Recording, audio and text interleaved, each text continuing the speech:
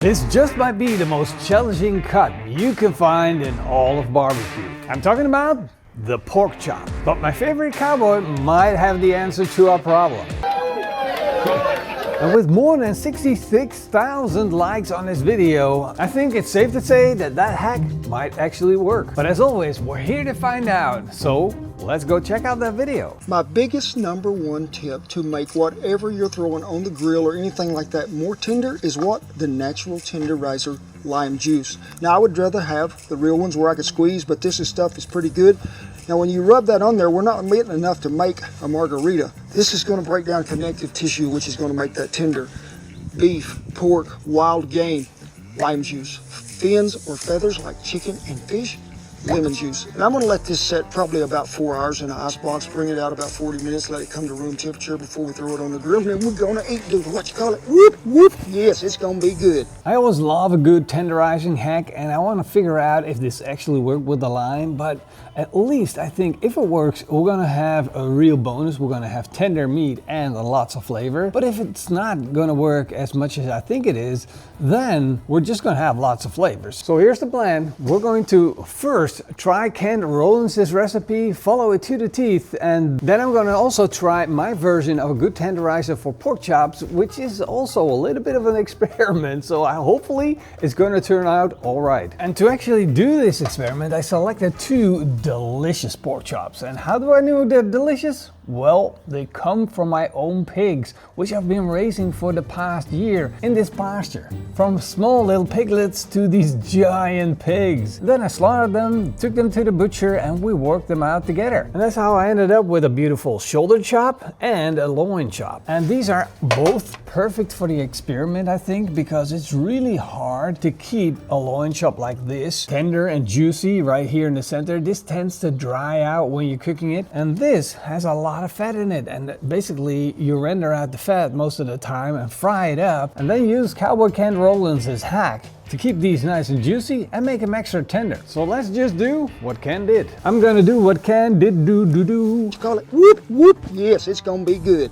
I feel like dancing somehow.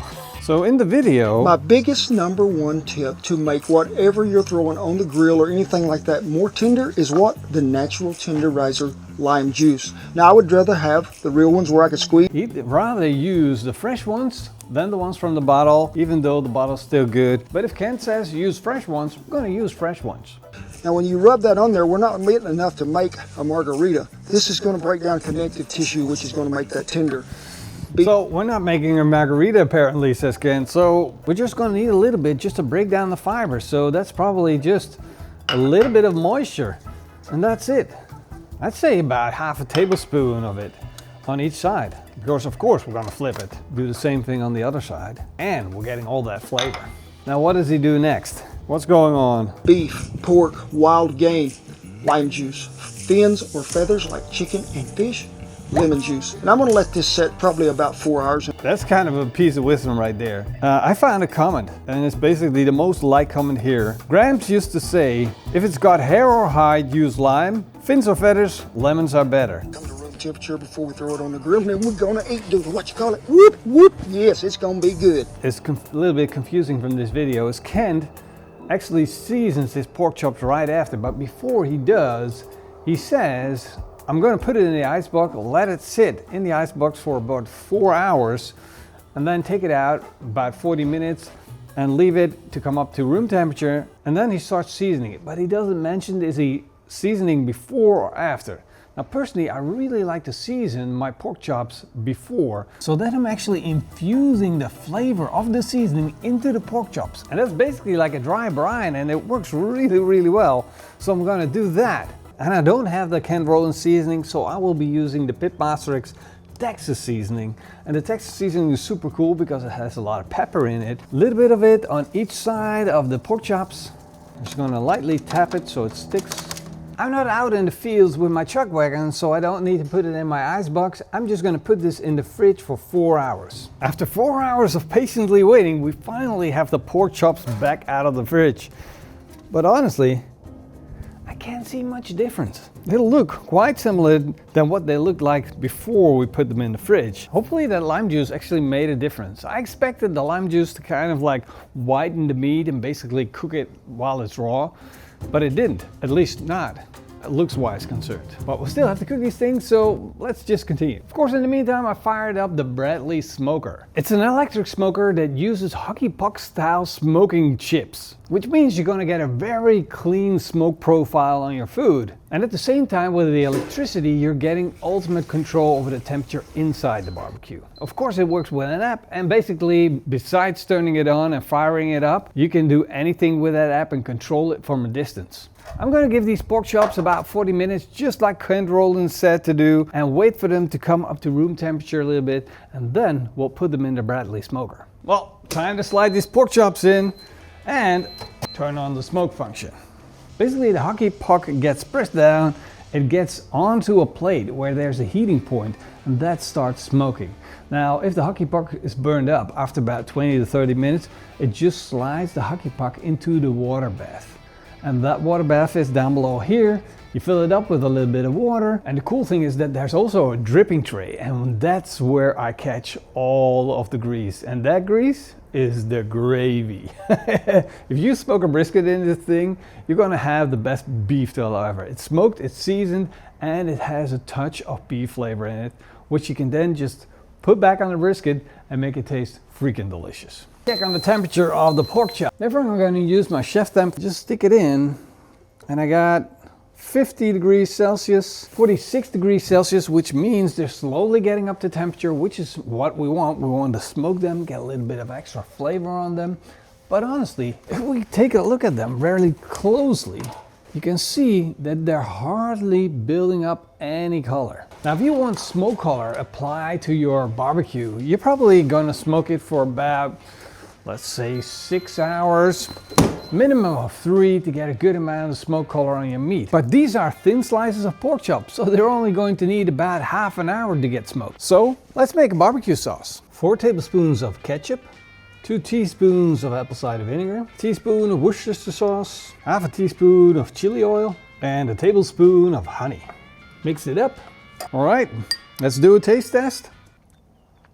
Ooh, that's good. Now I'm gonna brush that sauce onto the pork chops so they get a little bit of extra color. Of course, I'll be doing that on both sides, so I'm gonna give them a flip. Do a flip, bro. Close the door, let the barbecue continue to do its job. We're at 65 degrees Celsius now, and that is the time to take off the pork chops in. And look at that. Isn't that a delicious pork chop? Of course, I don't have just the one, I have 2. And there's the shoulder chop. These chops look absolutely amazing, and I want to dive into them straight away, but I'm not going to. I'm just going to give them about 5 minutes to rest. The temperature rises up in the core to match the temperature on the outside. And that is the point where all of the juices start flowing back together in the spots where they need to be and where we can have the perfect pork chop. Is it going to be juicy? Is it going to be tender? Like Rollins said, well, 5 more minutes. Oh boy, these minutes are killing me. Let me start by saying these pork chops look really good. The shoulder chops got great color. You can even see the red of the pork meat shining through. The loin chop, however, is a bit lighter in color. But the big question is, are they tender or are they still tough? Let's take a bite and find out. Ooh, that's good. Oh, second bite and that is good.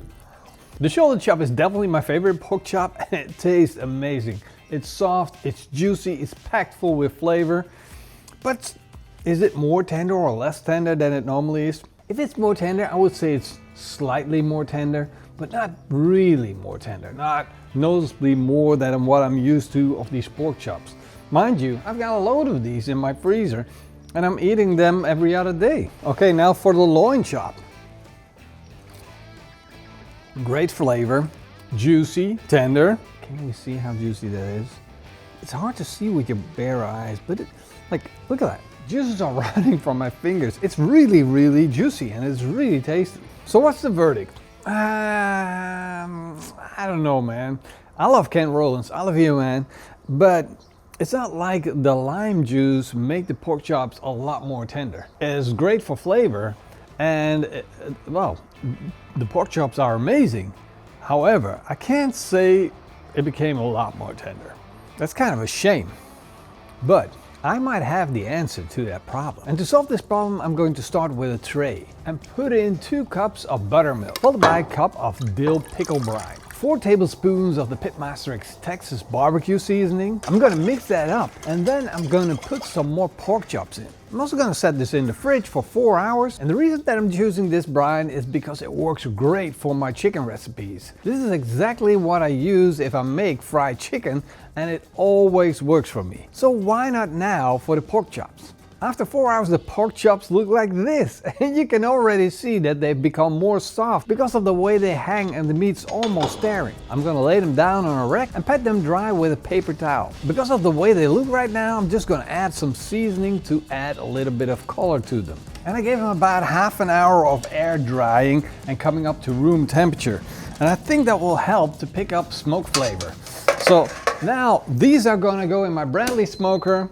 I'm going to smoke them exactly the same way, but with the difference that I'm just raising the temperature up a little bit.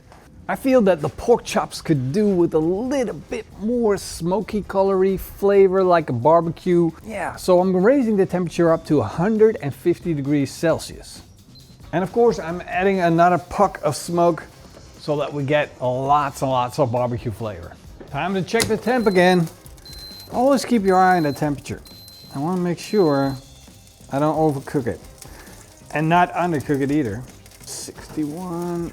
I'm going to need a little longer. I think about another 5 minutes or so, and it should be to the point where I take them off. So that's about 63 degrees Celsius. I put them on the board, let them rest, let them come up to 65 degrees Celsius. And if you're wondering why is the meat still pink after you cooked it to 65 degrees Celsius, that is because this meat has been raised for a full year. If you have pork meat that is white, especially from the shoulder, from the loin it can be a little different, but if you have like a part from the shoulder and after you cook it, it is still white, that means you've been killing baby animals. That's what you're eating. That's what is in the supermarket. That is not what we want. I want color in my pork meat. I need flavor. I need hemoglobins. And they come in the meat when the pork walks for a longer period of time and becomes absolutely delicious. So pink is good in pork meat. It's not, yeah. Sorry about that. Will you look at that? Oh, let me get a face out. Oh, look at it. This pork chop looks absolutely amazing. A little bit high temperature does miracles, but the question raises, is it any good? Well, doesn't it look more tender than the one that we made from canned Rollins? So the question is it going to be more tender? It tears easily. Let's give it a bite. That's funny. One more bite. This is so weird. My mind's going, hold on. It's not more tender than the canned Rollins version. How's it even possible not more tender? I use buttermilk all the time to tenderize chicken, and now it's not more tender. I can't believe it. How is that possible? Is pork untenderizable and I didn't know about that? This is the shoulder. That is actually a little bit more tender, but not much. It's not the time. Maybe an overnight brine, maybe that could work. Could it? I don't know. Am I wrong here? Please help me out, guys. Put it on below in the comments what you think about this test and this experience. So for now, I'm keeping the conclusion that if you want to tenderize a meat, don't use lime, don't use buttermilk on pork. It's not gonna give you anything other than what you already have. A great piece of meat that tastes freaking delicious. Thank you guys for watching. See you in the next episode. Until then, eat smakelijk and keep on grilling. I love doing these tests. Wow. Lots of pork.